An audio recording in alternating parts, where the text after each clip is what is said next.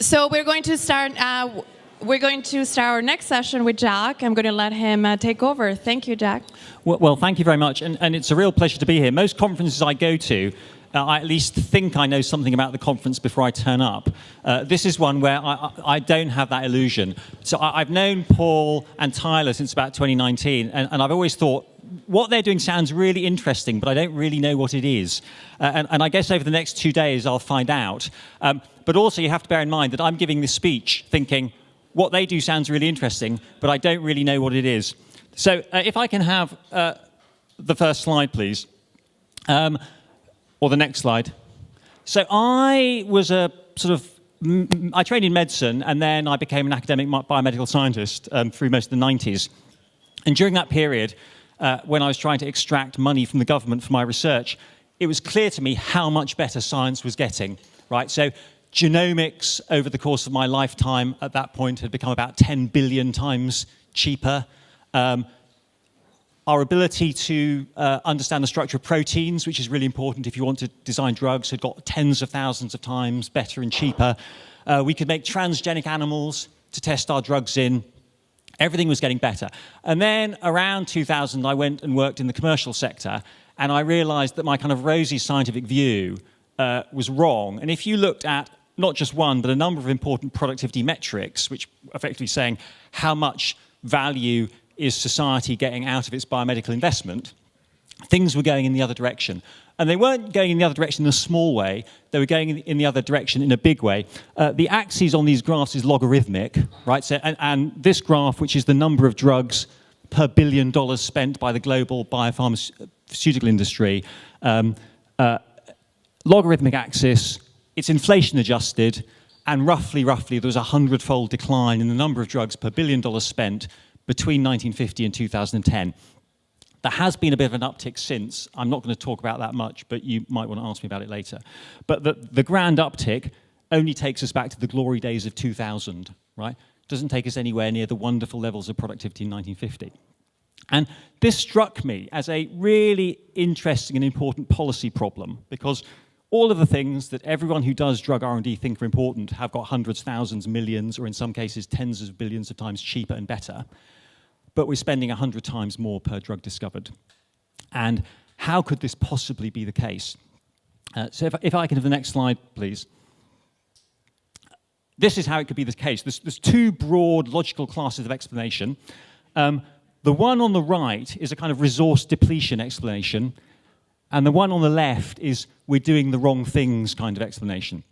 And if you've got a process where the inputs apparently get thousands or millions of times cheaper and the outputs get 100 times more expensive, either you've run out of things, or you've stopped doing productive things and you've started doing unproductive things. And of course, these aren't exclusive. You could be doing both.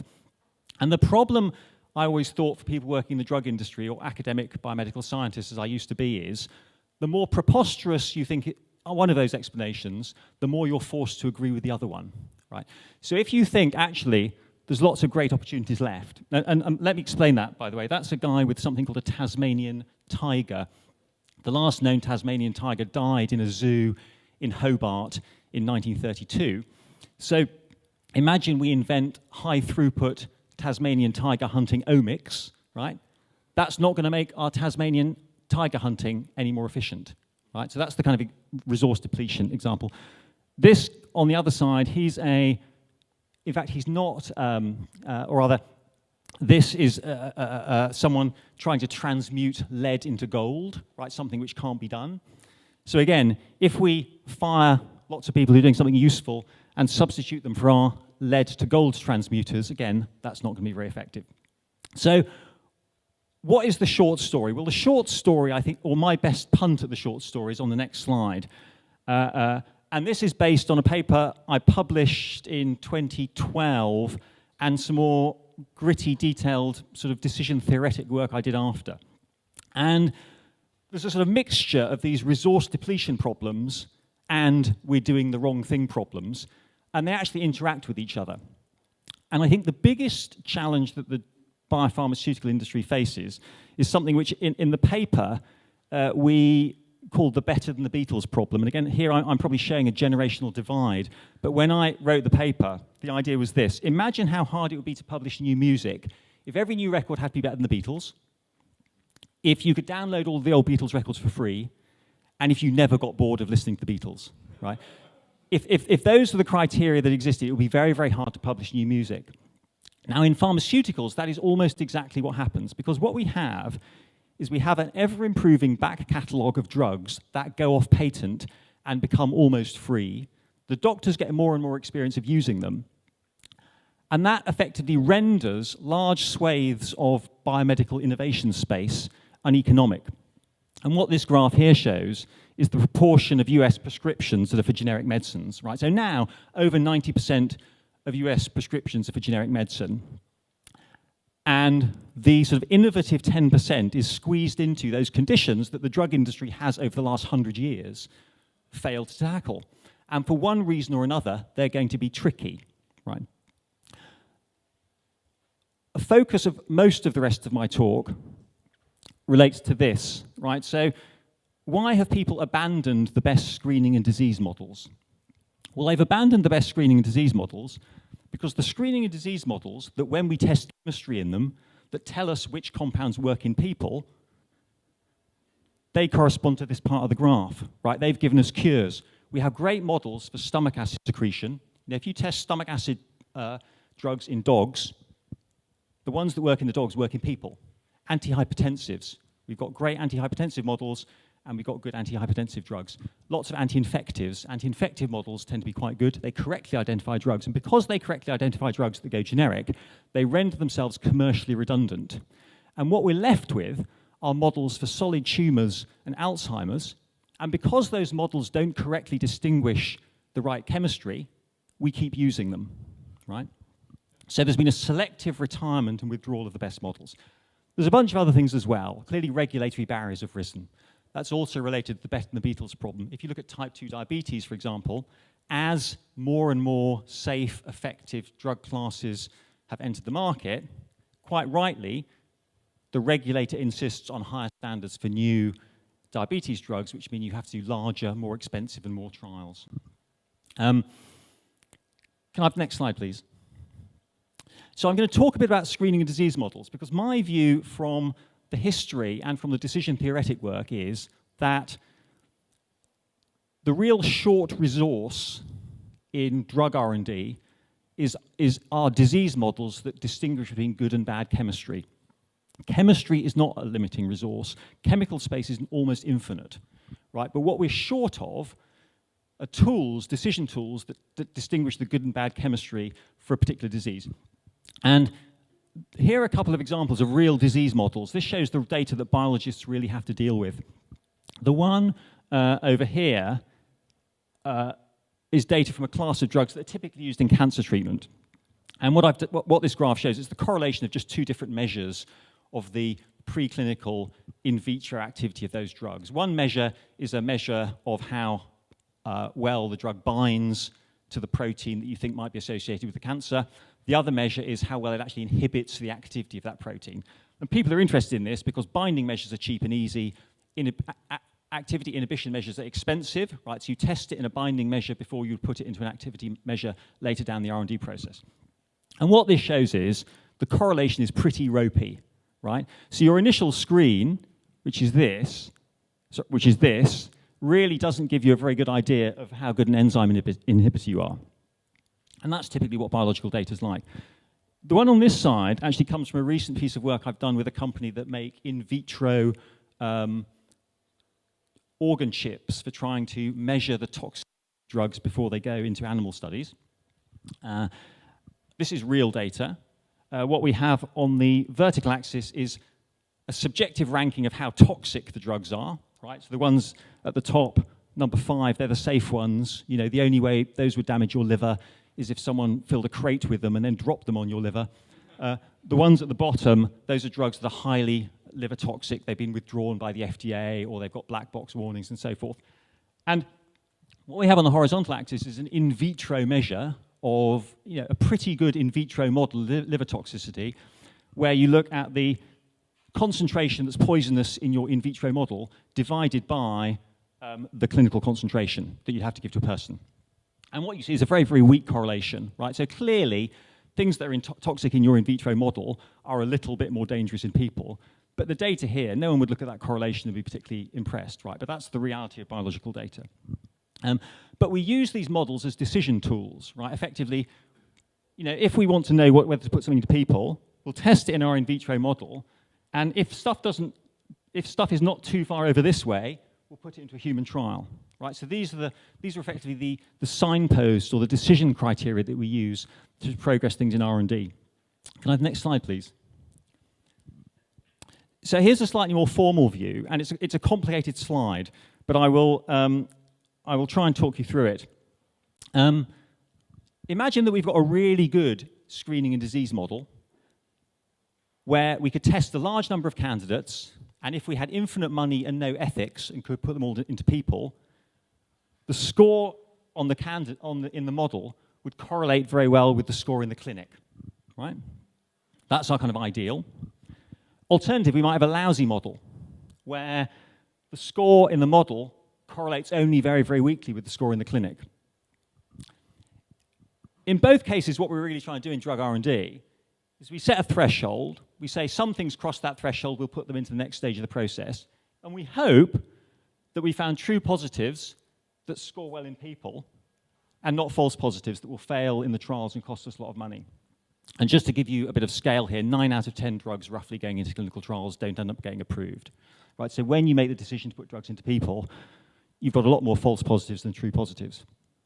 Now, if you look at the good model, what you'll see is that the ratio of true positives to false positives is relatively high. If you look at your bad model, the ratio of false positives to true positives is very, very high. And you can try and quantify this with a measure called positive predictive value, which is the proportion of the things that you think are good that are actually good. And that's shown here. And what you see with a good model, as you get more and more selective, as you demand a higher and higher score on your decision tool, your positive predictive value becomes high. If you've got a bad model, where the correlation is low, even if you test lots and lots of things, even if you have massive throughput, even if you've got that brute force efficiency that we talked about in the first slide, your positive predictive value remains low. Because the situation is, when effective drugs are rare, and effective drugs are rare, bad models are effectively false positive generating machines, right? And I'll give you a very nice concrete example. The world's first useful antimicrobial was a drug called Prontosil, sulfanilamide. It was discovered in 1932 by a guy who worked at Bayer called Gerhard Domagk. And Domagk was able to screen a couple of hundred compounds, and he found the world's first useful antimicrobial. Now, between 1995 and 2005, the global biopharmaceutical industry, a number of companies, Glaxo mostly, but a number of other companies as well, thought, okay, we're going to throw genomics and modern drug discovery technology at the problem of antimicrobials. So they had this wonderful rational approach to do it. What they said is we're going to look for genes that are essential across a range of bacterial pathogens. We're going to make sure they don't have close homologs in people because we don't want to poison people. And what we're then going to do, we're going to find the 100 or so best, and we're going to mount what are called high-throughput screening campaigns where you test hundreds of thousands of compounds on their ability to bind each one of those essential bacterial proteins in vitro. And Glaxo and a number of companies did this. They tested over 10 to the 7 compounds compared to Gerhard Domagk's 10 to the 2 compounds 70 years earlier. And they found precisely no antibiotics worth putting into clinical trials. Right? So there's an obvious question, right? How can someone test a couple of hundred compounds in 1932 and find a useful antimicrobial, but between 1995 and 2005 you can test 10 to the 7 compounds and not find anything useful? And it falls out of this decision theoretic maths, right? So Domagk was testing his drugs in live mice with sepsis. The global drug industry was testing its drugs against isolated bacterial proteins. If the correlation between a set of compounds tested in the mouse is about 0.8 with a human, whereas the correlation in the scores in your high-throughput screen correlated with the human is only 0.2, you would expect the best 1 out of 100 compounds tested in the mouse to outperform the best out of 10 to the 7 compounds tested in the lousy model when you put them into people. Again, bad models are false positive generating machines. And we now know why the antimicrobial models did so badly. Firstly, bacteria have evolved to be really good at not letting small drug-like molecules through their cell walls and cell membranes. Right? So if you get an isolated protein in a dish and you see how well compounds bind it, it tells you almost nothing about the ability of those compounds to treat a bacteria in vivo. Domack, on the other hand, was testing his compounds in mice. Right? So if they killed bugs in mice, you knew they got into the animal, you knew they got through the bacterial cell wall. Another problem which came to light was that the genes that you identified in the bacteria as essential are environment specific. So the genes that are essential when you're doing your bacterial experiments in vitro are not the same genes that would be essential if the bacteria were living in a human host. So there's a number of things, important factors that effectively torpedoed the correlation between the results in the in vitro screens and human clinical utility. Can I have the next slide, please? Next, just keep going, keep going. And to give you a bit of context here, again, I used to be a biologist, and there's other biologists in the audience. Roughly, for much of the sort of parameter space that we're interested in, if you change the correlation coefficient between your model and the human outcome of interest by 0.1, so the correlation coefficient goes from 0.6 to 0.7, or 0.7 to 0.8, that has about the same impact on productivity as changing the brute force efficiency or your throughput or your number of projects by a factor of 40, right? And when I was a biologist, when I used to plot graphs, if one of them had a correlation coefficient of 0.6 and the other had a correlation coefficient of 0.5, I would assume there was no difference, right? If I'd been using those models to do drug R&D, there could have been a 40-fold productivity difference between those two models. So,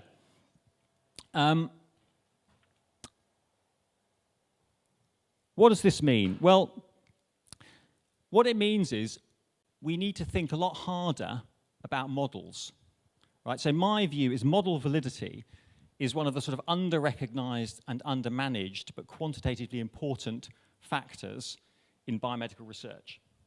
And actually, can we just go on? I want to show the whole of the slide. This is a bit of a build, so that's perfect. So, I mean, no one working in drug R&D thinks bad models are a good thing, but they're formally evaluated remarkably rarely, right? And a lot of the work I'm doing at the moment is trying to develop frameworks to help people prospectively evaluate screening and disease models before deciding whether they believe the targets or the drugs that have come out of those models. And an important thing to state here is I'm not making a sort of counsel of perfection, right? I'm not saying the only way you know a disease model is good or bad is if you take 100 compounds through the model, put them all into humans, find out what happens, because you're never going to do that. But model choice is always kind of Bayesian, right? We choose a particular model for doing R&D because we believe that the outputs of that model correlate with outcomes in people. If we didn't, we wouldn't use the model.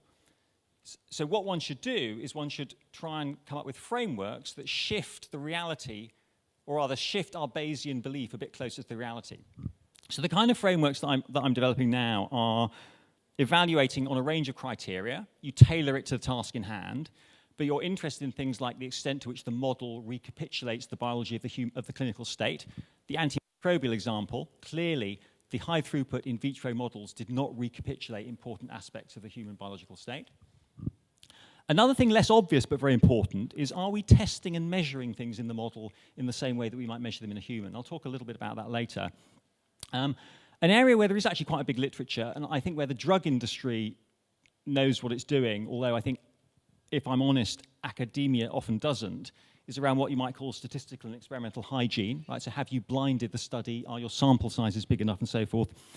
And another really important idea is around what I would call domains of validity, right? So what are the conditions in which the results of the model are generalizable? Okay, so if you go on to the next slide, please. I'm just going to say a couple of things, give a couple of illustrations. Ischemic stroke drugs are a particularly good example of tests and endpoints. the history of drugs for ischemic stroke, where someone's got a blood clot in the brain, is dire. Loads and loads of drugs have been into humans. Nothing has worked. If you go back and look at the animal work which led to that, very often the drugs are given to animals 5 minutes after you've induced a stroke in the animal. If you have a human patient, it takes about 5 hours before you can give a drug, right? So that obviously decorrelates the results of the model from the outcome in people. Another interesting example from in vitro toxicology is around what you might call go, no-go threshold setting. So people would typically look at a certain level of safety in the in vitro model and use that to decide whether to progress a drug or not. And what they've never done is they've never systematically tested a large set of drugs that have gone into people with different toxicities to find out what the optimum threshold is. Could we just get one more slide? Don't worry, we're not going to explode, people. So I said at the start of this talk that I really didn't know very much about what Tyler and Paul did, and that's shown in the title because I've misspelt the subject of this meeting. But I'll have two tentative thoughts, which you are much better qualified to assess than me.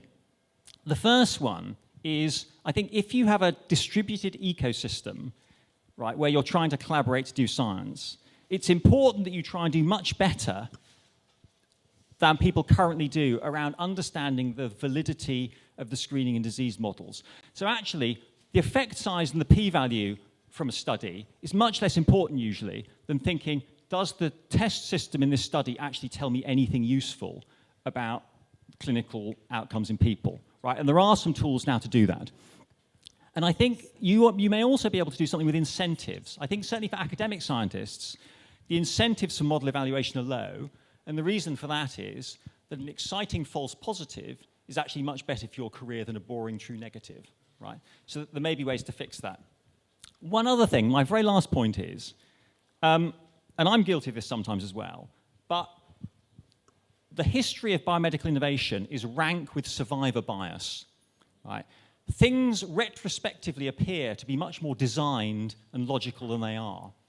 And in fact, I think an awful lot of what happens is clinical selection and user-led innovation that gets written out of history.